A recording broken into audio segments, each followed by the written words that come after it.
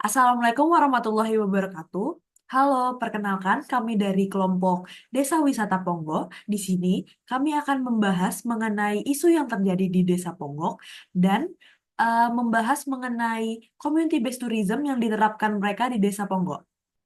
Perkenalkan, nama saya Talita Faulandari. Di sini saya tidak sendiri, saya dibersamai dengan Alivia Karisa Nabila, Dewi Wulan Gustina, Ferdika Dwi Cahya, dan Haifa Nuhaluna. Baik, selanjutnya yaitu adalah topik yang kami ambil adalah pariwisata berbasis komunitas dan perubahan sosial ekonomi pada perjalanan desa Ponggok. Apa sih faktor penyebab dari isu-isu kepariwisataan yang kita ambil? Karena dahulunya desa Ponggok adalah desa yang termasuk dalam kategori miskin dan juga tertinggal, namun sekarang kini desa Ponggok menjadi desa terkaya dan desa yang sukses dengan pariwisatanya. Yang pertama ada tingkat pendidikan rendah. Jadi dahulu adalah Desa Ponggok mengalami fase ketertinggalan karena pendidikan yang rendah di Desa Ponggok. Lalu ada yang kedua, ada lapangan kerja yang sangat terbatas karena masyarakat belum sepenuhnya mendapat pekerjaan di Desa Ponggok. Masyarakat lebih memilih untuk kerja di luar Desa Ponggok. Dan yang ketiga adalah infrastruktur yang tertinggal. Desa Ponggok dahulu sangatlah tertinggal dalam infrastrukturnya. Belum ada seperti tempat wisata, aksesibilitasnya juga masih kurang begitu. Dan yang terakhir belum ada kesadaran terkait SDA yang dimiliki oleh Desa Ponggok. Desa Ponggok dulunya belum sadar akan potensi umbul untuk pariwisata. Jadi umbul belum dimanfaatkan dengan baik. Dulu Ponggok, umbul Ponggok hanya digunakan untuk keperluan mandi dan kebutuhan air sehari-hari saja. Begitu. Baik, memasuki bahasan yang selanjutnya, yaitu penanggulangan.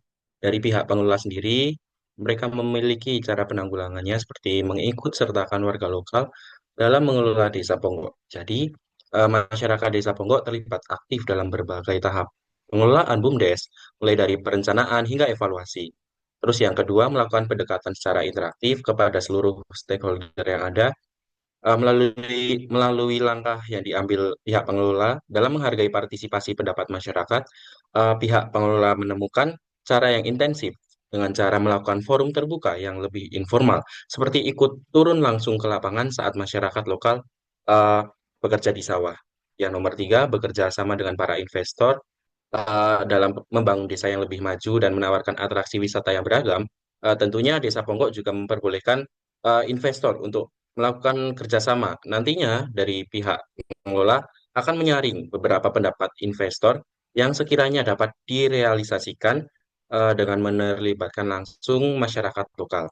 Yang selanjutnya, pelatihan rutin untuk masyarakat seperti pengelolaan potensi wisata air di Desa Ponggok. Melalui partisipasi dalam BUMDes ini, warga desa dapat memperoleh akses ke peluang ekonomi seperti pekerjaan di sektor pariwisata.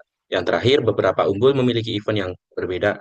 Jadi, pihak pengelola berharap bahwa di setiap umbul dapat dirasakan apa ya, wisatawan dapat merata ke berbagai umbul yang ada. Sekian.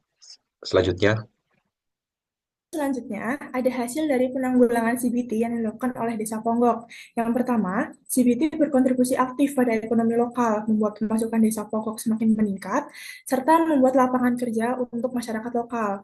Yang kedua, Desa Ponggok bekerja sama dengan para investor yang membuat adanya wisata alternatif bagi para wisatawan, sehingga mereka tidak akan merasa bosan saat berkunjung di Desa Ponggok. Lalu yang terakhir, masyarakat memiliki rasa tanggung jawab yang besar atas sumber daya alam yang ada. Selanjutnya, Kemudian terdapat program untuk menjaga keberlanjutan pemberdayaan dan partisipasi aktif masyarakat yang diterapkan di Desa Ponggok. Yang pertama, mengadakan pelatihan pada sektor pertanian dan perikanan secara rutin, kemudian melakukan studi banding dengan desa lain, lalu menerapkan pendekatan interaktif pada warga seperti yang sudah dijelaskan di slide sebelumnya, lalu juga membuat ruang bagi para pemuda untuk mengelola media sosial secara kreatif, lalu membangun TPS 3R yang akan dilaksanakan di tahun 2026 dan juga melaksanakan program keberlanjutan penanaman pohon untuk menjaga ekosistem lingkungan sekitar. Terakhir, setelah membahas isu, faktor penyebab, hasil penanggulangan dan keberlanjutan pemberdayaan, kami menarik kesimpulan bahwa community-based tourism telah berhasil diterapkan di Desa Ponggok. CBT membawa desa ini bertransisi menjadi desa wisata yang proper dan berdaya saing. Keberhasilan ini tidak terlepas dari kemampuan masyarakat dalam memanfaatkan secara optimal sumber daya manusia dan sumber daya alamnya.